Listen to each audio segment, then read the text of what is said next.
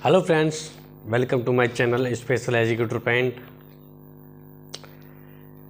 जो हमने कल किया था वो किया था, जो टॉपिक था वो था कल हमारा role of involvement of parents and community. ठीक है, इसमें कोई समस्या तो नहीं है आपको? अगर समस्या हो तो हमें कमेंट बॉक्स में कमेंट करके बता दीजिएगा। ठीक है, अब जो नेक्स्ट टॉपिक है वो है role of special teacher, educator, early intervention and related matter. मतलब जो विशेष शिक्षक का जो योगदान है वो क्या है। ठीक है, तो हेडिंग डालिए रोल ऑफ स्पेशल टीचर। ठीक है, तो इसमें लिखिए विशेष शिक्षा व संबंधी सेवा प्रदाता विशेष बच्चों की शिक्षा व शीघ्र हस्तक्षेप में दोनों से विशेष रोल अदा कर सकते हैं।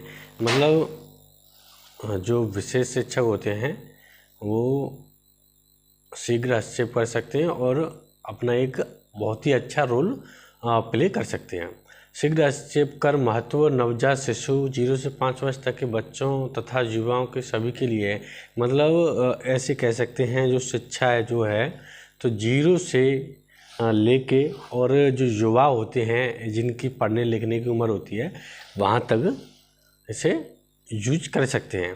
ठीक है, जो इसका पहला पॉइंट है, पॉइंट डाल के लिखिएगा। श्रवण बाधित में नवजात शिशु के जन्म के बाद देर से होना या आवाज़ की स्रोत की आकार देर से देखना। मतलब जो श्रवण बाधित है उसमें जैसे जन्म के बाद देर से रोना, मतलब जैसे जन्म हो गया बच्चा, अगर तुरंत नहीं रोया तो उसमें डिसेबिलिटी हो सकती है। ये आपने पढ़ा पीछे। और अगर देर से रो रहा है तो उसमें डिसेबिलिटी है। ठीक है, या देर से देखना, जिसे देर से बच्चा देखता है। ठीक है, दूसरा है दृष्टि बाधित के क्षेत्र में किसी वस्तु विशेष की ओर जन्म के 1 माह के बाद भी दृष्टि नहीं घुमाना। मतलब बच्चे का जन्म हो गया, अगर वो अपनी आँखों को इधर उधर नहीं घुमाता है 1 महीने के 1 माह के बाद भी नहीं घुमाता है तो वो भी जो दिव्यांगता का शिकार हो सकता है। ठीक है, तो इसमें 2 पॉइंट हैं। जन्म के 3 माह के मास के अंदर भी खिलौने या किसी वस्तु की ओर दृष्टि न घुमाना। मतलब जो बच्चा होता है, आपने देखा होगा कोई खिलौना है, कोई टॉय है, देखा होगा आपने, तो अगर उसे आप बजाते हैं, अगर बच्चा उसकी तरफ नहीं देखता है तो उसमें दिव्यांगता पाई जाती है। ठीक है, तो ये हो गया। और दूसरा बच्चों का किताबी आदि बहुत पास से देखना। मतलब आँखों जो श्रवण बाधित होती हैं, जैसे आपने छोटे छोटे बच्चे जिनकी आँखों पर चश्मा लगा हुआ होता है, बहुत ही जो पास से देखते हैं। ठीक है, प्रेसोपिया, हाइपरमेट्रोपिया जो हम पीछे पढ़े थे वही सब है, एक बार पढ़ लीजिए तो आपको बहुत अच्छी समझ में आ जाएगा। और ठीक है, तीसरा जो इसका जो चरण है बौद्धिक अक्षमता, स्वालीनता विकार, अस्थिपेशी विकार आदि के क्षेत्रों में भी विशेष शिक्षक महत्वपूर्ण भूमिका अदा कर सकते हैं। मतलब बौद्धिक अक्षमता है, स्वालीनता है यानी ऑटिज्म है, अस्थिपेशी है, अस्थि विकलांगता जिसे कहते हैं। ठीक है, उनमें भी जो शिक्षक की जो भूमिका होती है, जो उनका योगदान होता है बहुत ही अच्छा होता है। ठीक है, अब विशेष शिक्षा का क्षमता वाले बच्चों को उचित उद्दीपन प्रदान करने तथा उसकी आवश्यकताओं तथा योगदानों को ध्यान में रखते हुए उनके साथ शैक्षिक व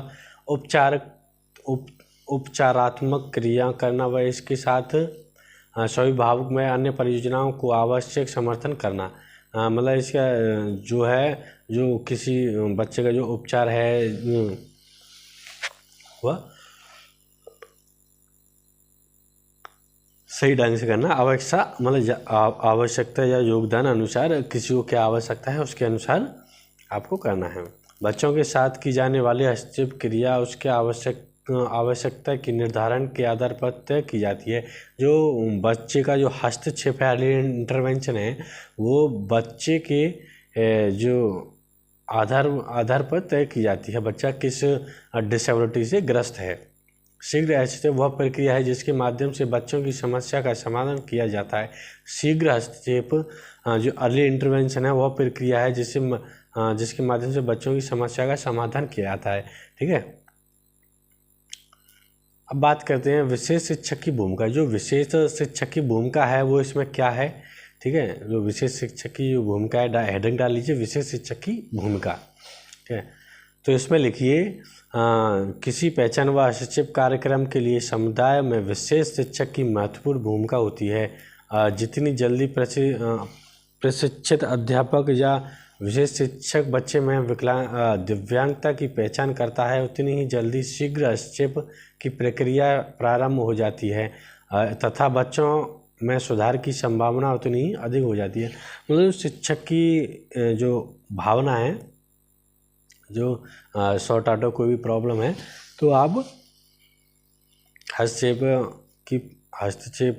जो प्रक्रिया है प्रारंभ हो जाती है। उसमें जो हम महत्वपूर्ण भूमिका निभा सकते हैं, जैसे आप बच्चे को कुछ भी सिखाएंगे तो आप बच्चे को सिखा सकते हैं। ठीक है, शीघ्र हस्तक्षेप में विशेष शिक्षक की भूमिका निम्नलिखित हैं। मतलब शीघ्र जो हस्तक्षेप इंटरवेंशन में जो विशेष शिक्षक की जो भूमिका है वो निम्न प्रकार है। वो क्या क्या है। पहला है ग्रामीण पिछड़े शहरी अर्ध शहरी इलाके में दिव्यांगता का विशेष आवश्यकता वाले बच्चों की पहचान करना। मतलब जैसे गांव में होते हैं, ठीक है, पिछड़े शहरी होते हैं, मतलब शहर से पिछड़े होते हैं। मतलब जैसे आपने जो शहर के आसपास ही शहरी इलाके, जो शहर का इलाका है वहाँ पर जो विशेष शिक्षा की पहचान की जा सकती है। ठीक है, दूसरा विशेष आवश्यकता वाले बच्चों को माता पिता व अभिभावक को परामर्श देना। अभिभावक को परामर्श हेतु बालक को भी मनोचिकित्सक के पास भेजना। मतलब जो माता पिता हैं उन्हें सबसे पहले डिसेबिलिटी का पता लगना चाहिए और वही वो चिकित्सक के पास उसे ले जाएंगे। ठीक है, अब शीघ्र हस्तक्षेप के लिए आवश्यक सरकारी योजनाओं के बारे में जागृति पैदा करना। तो जो शीघ्र हस्तक्षेप के है उसमें सरकारी योजनाओं के लिए जागृति पैदा करना। जैसे कोई बच्चा दिव्यांग है, जो विकलांग है, पैरों से विकलांग होता है, उसके लिए रिक्शा प्रोवाइड कराना और बैसाखी जो कुछ भी है, तो आप ऐसे करके आप सरकारी योजनाओं का लाभ उठा सकते हैं। बच्चों के विकास में बढ़ावा देना। बच्चे के विकास में आप बढ़ावा दे सकते हैं। जैसे किसी को कोई बच्चा है, जैसे MR का बच्चा है, उसे आप कुछ क्रियाकलाप धीमे धीमे सिखाएंगे तो वो सीखता जाएगा, तो उसे विकास का बढ़ावा।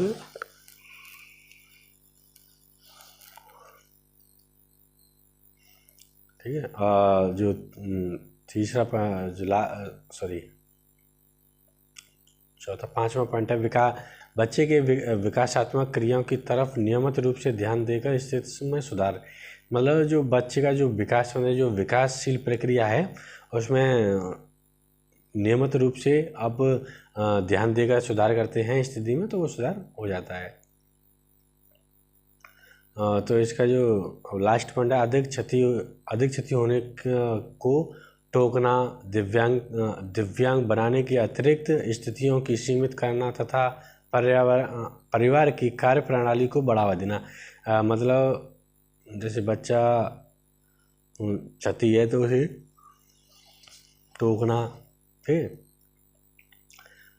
तो पारिवारिक की कार्य प्रणाली में भाग लेना बच्चे का।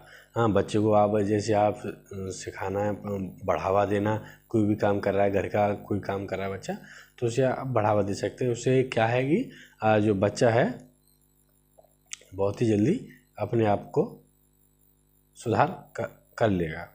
ठीक है, तो ये हो गया हमारा इस टॉपिक में रोल ऑफ स्पेशल टीचर। मतलब जो विशेष शिक्षक के द्वारा हम विशेष स्टूडेंट को, विद्यार्थी को हम क्या लाभ दे सकते हैं, कैसे लाभ दे सकते हैं, ये हमने आपको इस वीडियो में बताया। आप हमारे चैनल पर नए हैं तो वीडियो को लाइक कर दें, शेयर कर दें, सब्सक्राइब कर दें। ठीक है, ओके, थैंक यू। मिलते हैं अगली क्लास में। Hello friends, welcome to my channel special educator point. जो हमने जो कल टॉपिक किया था वो किया था जो रोल ऑफ जो स्पेशल टीचर का जो रोल है वो क्या रोल है, ठीक है। जो उसकी भूमिका है वो क्या क्या भूमिका हैं जो आपने पढ़ा था। अब बात करते हैं models of early intervention, home based and centre based. मतलब जो मास्टर जो आपका टीचर है वो क्या आपको इतिहास लेने का अवलोकन की जानकारी हो जाती है, कैसे आपको इन सब की होम बेस्ड या सेंटर बेस्ड आपको कैसी जो सारी जानकारी है वो कैसी जानकारी प्राप्त होती है वो हम इसमें बात करेंगे, ठीक है। अब बात करें जब मास्टर ट्रेनर प्रशिक्षणार्थियों को सेवार्थी के इतिहास लेने के अवलोकन के द्वारा जानकारी हो जाती है तो उन्हें कुछ सेवार्थियों के घर पर ले जाया जाता है। प्रशिक्षकों द्वारा सेवार्थी के घर पहुंचकर विभिन्न पहलुओं जैसे घर का वातावरण, रहना सहना इत्यादि अवलोकन किया जाता है। उसके अतिरिक्त घर में सदस्यों से मिलकर सेवार्थियों के विषय में विभिन्न प्रकार की जानकारी ली जाती है। सेवार्थी के प्रतिदिन का एक के सदस्यों सेवार्थियों के प्रति वार्तावार सेवार्थी द्वारा प्रदर्शित वांछनीय एवं अवांछनीय व्यवहार इत्यादि प्रशिक्षक द्वारा प्रशिक्षणार्थियों को सेवार्थी के विषय में विभिन्न प्रकार की जानकारी प्राप्त करने हेतु मार्गदर्शन दिया जाता है। मतलब इसमें ये होता है कि जो से